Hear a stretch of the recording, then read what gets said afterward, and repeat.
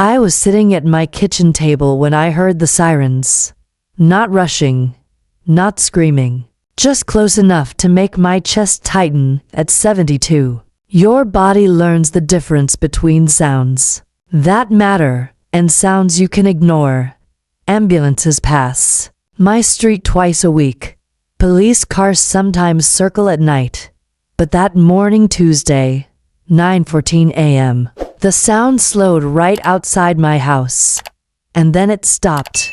I remember looking down at my hands. They were wrapped around a chipped ceramic mug I'd owned longer than my marriage had lasted. Coffee gone cold. Steam long vanished. I hadn't slept much the night before. Arthritis had settled into my fingers like it planned to stay forever. Then, I heard the knock, firm, official, unforgiving. That kind of knock carries authority. It doesn't ask permission. It announces judgment. I already knew. When you've been a mother long enough, you learn certain truths before they arrive at the door, and I stood slowly. My knees complained. The floor creaked the way it always had. This house was small to bedrooms. One bath, built in the late 1950s, but it had held an entire lifetime. Birthdays, arguments, apologies that came too late. I reached the door and opened it. Two police officers stood on my porch, one young, one older, both serious. Mrs. Eleanor Whitman, the younger one asked. Yes, I said. We received a call requesting a welfare check. I nodded once. Of course she did. Behind them, I could see my neighbor pretending to water her plants, hose pointed at dry soil. Across the street, a curtain twitched. Public humiliation always travels faster than truth. May we come in? The older officer asked. I stepped aside. The younger one scanned the room immediately, eyes sharp, cataloging furniture, walls, surfaces. He was trained to look for danger, for disorder, for signs that an old woman had lost control of her life. What he saw instead was neatness, order, silence. Family photos lined the mantel, a crocheted blanket folded just so on the couch. Medical bills stacked neatly in a tray by the phone. A walker leaned against the wall, not hidden. Not ashamed, the older officer glanced at it. Ma'am, he said gently, your daughter expressed concern that you might be confused, disoriented, possibly not managing on your own. There it was, the sentence every aging parent dreads. I felt something tighten behind my ribs, not pain, not fear, something sharper. Recognition. She did? I asked. Yes, the younger officer said. She said you've been refusing help, that you're unstable. Unstable, a word that erases decades in one breath. I looked at them carefully. I didn't raise my voice. I didn't argue. I didn't cry. I live alone, I said calmly. I pay my bills. I cook my meals. I attend my doctor appointments. I volunteer twice a week. The younger officer hesitated. The older one nodded slowly. And your daughter? He asked. She lives 20 minutes away, I said. In a house I helped her buy. The silence that followed was thin but noticeable. May we sit? The older officer asked. I gestured toward the dining table. As they sat, I noticed the younger one watching my hands again, waiting for shaking, tremors, evidence. I placed my mug in the sink, rinsed it, set it upside down on the towel. Control is a language. My daughter's name is Claire, I said. She's 46. The younger officer looked down at his notepad. She told us, he said, that you've been refusing to sign certain documents. Double quotes. Ah, there it is. I sat down across from them. I didn't refuse, I corrected softly. I read them. The older officer's eyes lifted. And, he asked, and I understood them. The younger officer shifted. They were power of attorney forms, he said. Medical and financial. Yes, I said. And you declined. I postponed. The room grew quieter. Why? The older officer asked. Because you don't hand your life to someone who's already decided you're in the way. But I didn't say that. I asked for time, I said, to review them with my attorney. The younger officer's pen stopped moving. You have an attorney? He asked. I smiled. I've had one for 38 years. That was the first crack. The older officer leaned back slightly, double quotes Mrs. Whitman. He said, your daughter sounded concerned. She said you'd become difficult, suspicious, that you might be a danger to yourself. I met his eyes. My husband died 12 years ago. I said, I buried my parents. I survived breast cancer.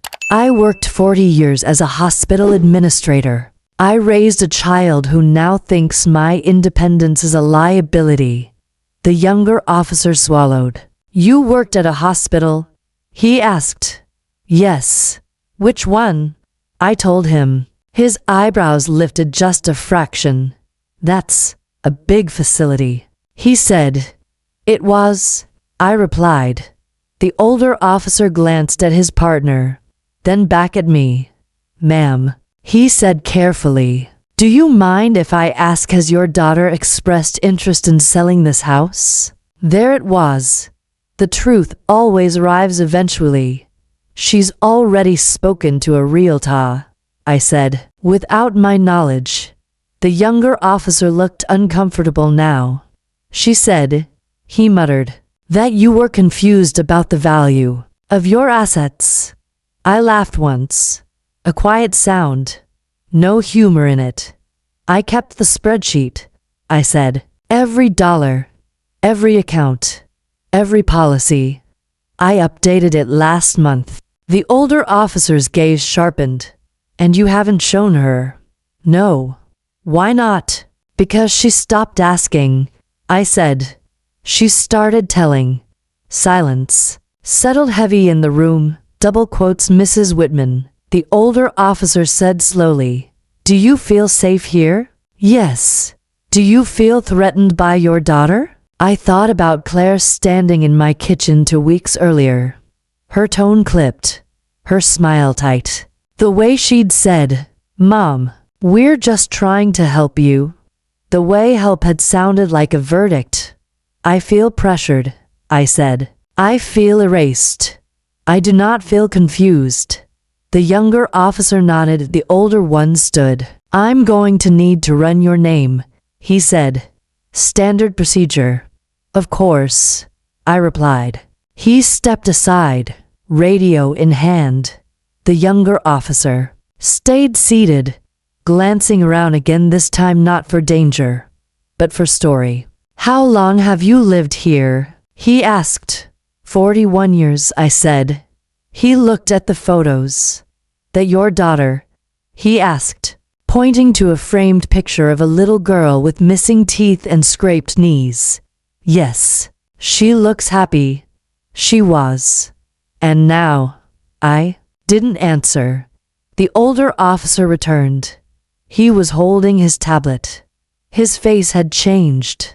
Not shock, recognition. He looked at the screen again. Then at me, then again, double quotes Mrs. Whitman. He said quietly, yes.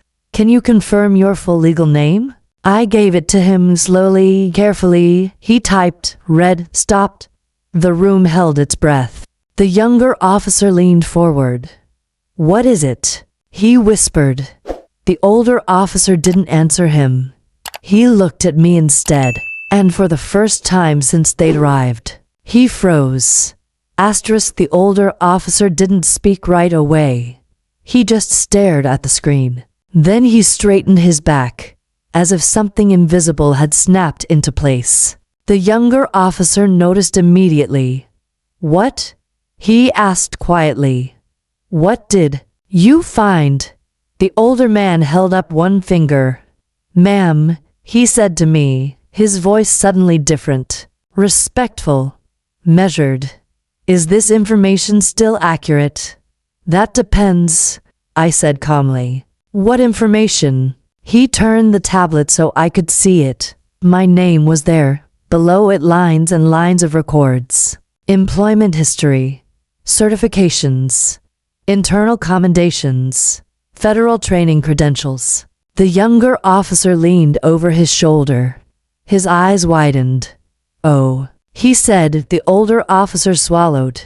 "You were administration?" he asked. "Yes. And before that?" I met his eyes. "I worked emergency coordination," I said.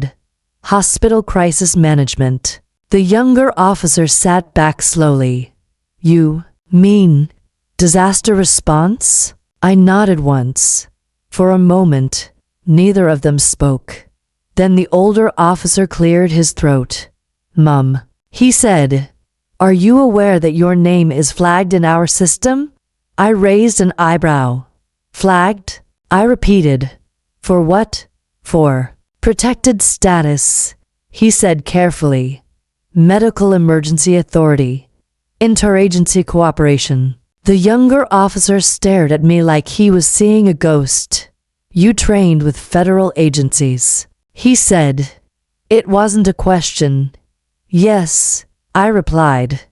After 9/11s, the room felt smaller suddenly. "You helped develop hospital response protocols," the older officer said, scrolling. "Mass casualty events, pandemic preparation." "Yes." "You consulted with law enforcement." "Yes." The younger officer let out a breath.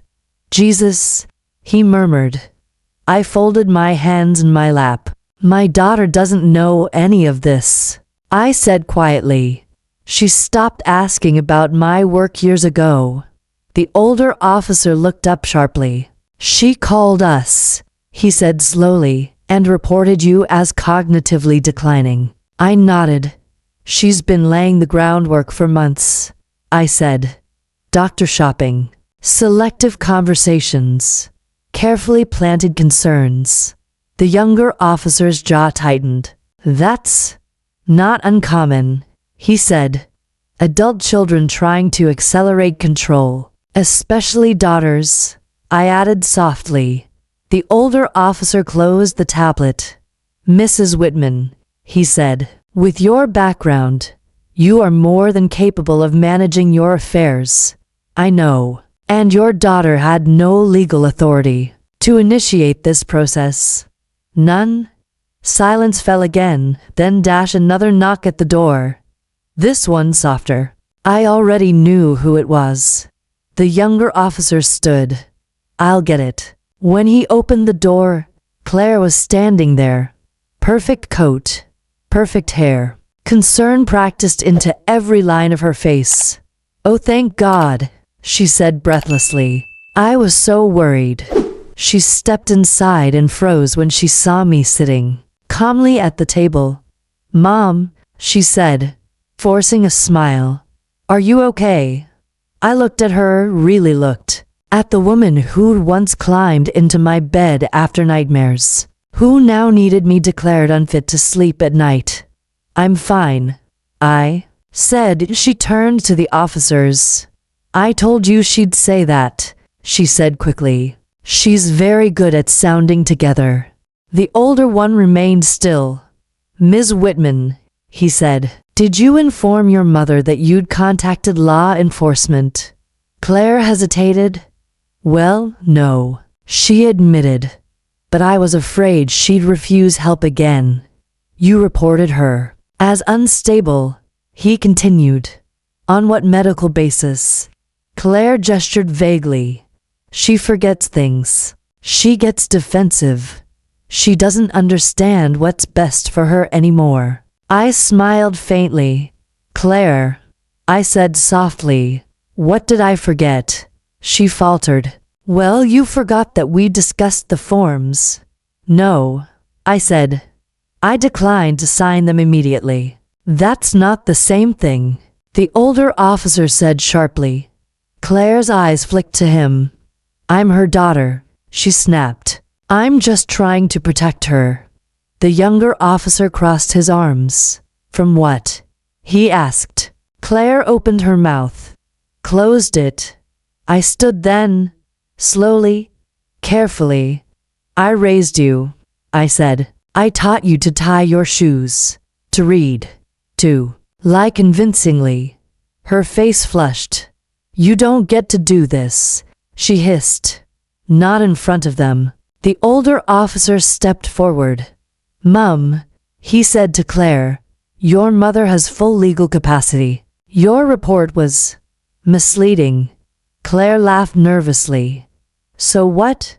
You're just going to leave her here? Alone, she lives independently, he replied. And frankly, she has credentials that surpass most people in this room. Claire turned to me, eyes blazing. You never told me any of this. You never asked, I said. You were too busy deciding I was in the way. Her voice cracked. I was trying to help. No, I said gently. You were trying to manage. The younger officer shifted. Ms. Whitman, he said, we're going to document this interaction. Claire's head snapped up. Document, she repeated. Yes, he said, including the false statements. Her color drained. What does that mean? She asked. It means, the older officer added, that if this continues, it won't go the way you think. Claire looked at me, then really looked, for the first time in years. You'd let them do this to me, she whispered. I met her gaze. You did this to yourself, I said. She turned and fled. The door slammed, the house exhaled. The older officer turned to me, double quotes Mrs. Whitman. He said, I apologize for the distress. I nodded. I understand, I said. You were doing your job. The younger officer smiled faintly. You taught people like us how to do ours, he said. They left soon after. The sirens did not return. That night, my phone rang. Claire, I let it go to voicemail. The next day, my attorney called. She tried to file again, he said, this time through a different channel. And I asked, and she was shut down, he replied. Hard. I sat in my kitchen and drank my coffee hot this time. I thought about all the years I'd softened my voice, shrunk my opinions, avoided conflict. I was done. 3 weeks later, I made changes. I updated my will.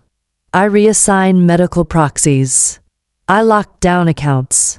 I didn't do it out of spite. I did it out of clarity. Claire didn't speak to me for months. Then one day, she showed up, no police, no paperwork, just her, standing on my porch, crying. I didn't know who you were, she said. I nodded. That's because you only saw me as your mother, I replied. Not as a woman. She whispered. I'm sorry. I didn't forgive her that day. But I didn't close the door either. Because even now at 72 I still believe in healing. Just not at the cost of my dignity. Asterisk, the silence after the police left was different. Not the hollow kind that follows an argument. Not the sharp kind that comes with loss. This was the kind of silence that arrives when something irreversible has happened. I sat alone at my kitchen table long after they were gone. The chair across from me where Claire had stood, accusing, was empty again. The house felt the same, yet nothing was. I had crossed a line I could never uncross, and for the first time in years, I didn't regret it. For most of my life, I believed love meant endurance, swallowing discomfort, absorbing disrespect, letting your children step on your dignity if it meant keeping peace. That belief nearly cost me everything. The days that followed were quiet but busy. My attorney came over in person. He didn't rush me. He never did. He spread documents across my dining table, the same one where Claire once did her homework. The same one she'd tried to turn into a courtroom. You did the right thing, he said gently. I know, I replied. And I did. We reviewed everything carefully. Medical authority reassigned. Financial access restricted. A living trust finalized, not as punishment, as protection. When you reach my age, you understand something younger people don't. The greatest danger isn't strangers. It's familiarity mixed with entitlement. Claire called again and again. I didn't answer, not because I wanted to hurt her, but because I needed her to sit with what she'd done without my voice cushioning the impact. 3 months passed. Spring arrived slowly. The roses in my garden pushed through the frost like stubborn little promises. I returned to volunteering at the hospital twice a week. Same corridors, same smells, same quiet gratitude from people who didn't know my history and didn't need to. One afternoon, a nurse stopped me in the hallway. You're Eleanor Whitman, she said, double quotes, yes. My supervisor says you helped design the emergency flow system we still use. I smiled. I'm glad it still works, I said. That night, Claire emailed me, not a text, not a call, an email. It was long, rambling, apologetic in places, defensive in others. But one sentence stood out. I think I was afraid that if you were still strong, then everything I believed about success might be wrong. I read it 3 times. Then I closed my laptop. A week later, she came over again. This time, she didn't knock like she owned the place. She waited. I opened the door and looked at her. She looked smaller, tired, human. I don't expect forgiveness, she said quietly. I just want to understand you.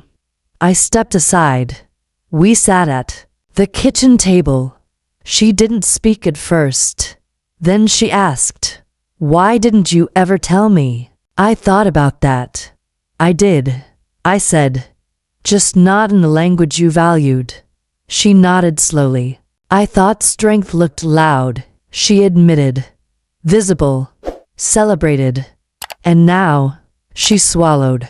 Now I think it looks like you. We didn't fix everything that day. Healing doesn't work like that. But we began something honest. Months later, she told me she'd started therapy. That she was questioning choices she'd made, chasing status instead of meaning. That she'd stopped measuring her worth by proximity to power. I listened. I didn't guide her. She needed to walk her own path. One afternoon, I received a letter. Not from Claire, from the police department. An apology. Formal. Respectful. They thanked me for my past work. For my composure. For reminding them that age does not equal fragility. I folded it carefully and placed it in a drawer. Not as proof, as closure. I am 72 years old. I live alone by choice. I manage my life fully. I am neither invisible nor fragile. I am a mother who loved fiercely. A professional who mattered. A woman who nearly lost her autonomy by confusing sacrifice with silence. And I learned late, but completely, that dignity is not something you earn once. It's something you defend. Sometimes even from the people you raised. Especially from them, because love without boundaries isn't love, it's erasure. And I refuse to disappear quietly ever again.